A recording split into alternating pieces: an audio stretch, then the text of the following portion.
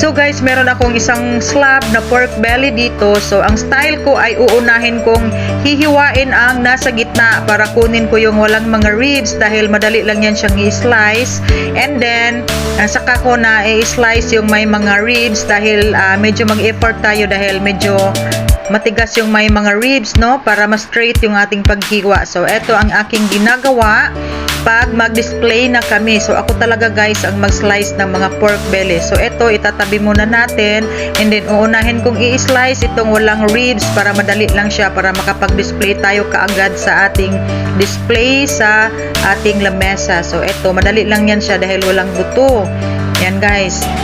And then yung may mga buto-buto, medyo effort yun siya i-slice natin dahil matigas yung ribs niya. So ito yung display natin dito. So pangalawang slab na yan siya guys, no, dahil gabi na nung yung first na na-slice natin ay nauubos na, and then nauubusan na ako ng mga pork pear na. So lahat ng display ko dyan ay mga pork belly na lahat. So thank God at medyo malakas at unang nauubos yung pork pear na natin dahil 310 lang ang ating kilo. And itong pork belly mahal talaga guys, 360 na ang benta ko dito dahil medyo nag-increase na naman ang mga pork carcass ngayon at saka yung mga dressed chicken. So time check tayo sa mga oras na yan ay nasa 6:30 to 7 na yata dahil madilim na. So nakaubos na ako ng dalawang slab na pala ang naubos natin. So ito na yung panghuling slab na mga pork belly na na-slice natin. So ganyan ang pag-slice guys, no, dahil malambot lang yan siya dahil wala na siyang ribs. And then yan yung favorite sa ating customers dahil pang-ihaw, walang buto. Pero mayroon pa ring bumibili ng yung bone-in na ang tawag doon guys, yung may ribs na pork belly ay bone-in and yan siya ay boneless pork belly. So yan yung mga pangalan ng ating mga belly, no, dalawang klase, may bone-in, yung may ribs pa. Pwede rin tanggalin yung ribs, gagawin nating special cut na spare ribs. So, and then pareha lang ang kilo niya, 360 ang benta namin. And ito, nag-pick up ako ng 3 case na Red Horse and Chichirya. Yan guys, mga nasa carton, mga Chichirya yan siya.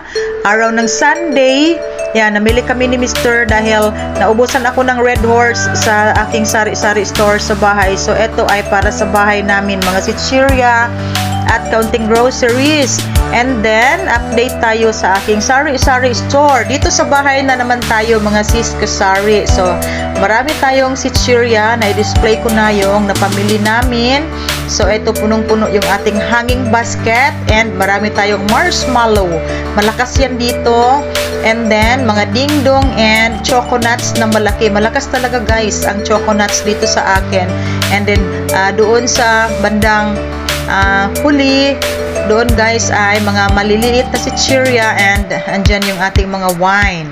So yan lang guys ang wine natin, yan lang yung mabenta dito and overstock natin ng mga Chichirya doon sa ibabaw ng ating mga noodles and mga candies. And meron akong dab na imported galing sa S&R yan guys. So dito naman yung ating canned goods.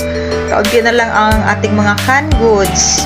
Dito tayo magsimula sa baba, mga ricados. Yan lang guys ang mga ricados natin dito. Hindi ako nagdala ng marami dito dahil hindi ganong malakas. And then mga sardines natin, yan na lang.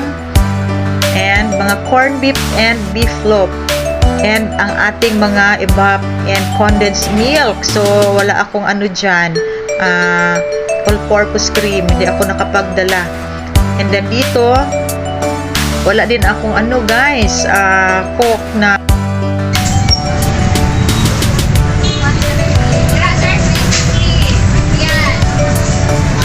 So guys, ito ang ating kaganapan ngayong araw ng Tuesday ng gabi.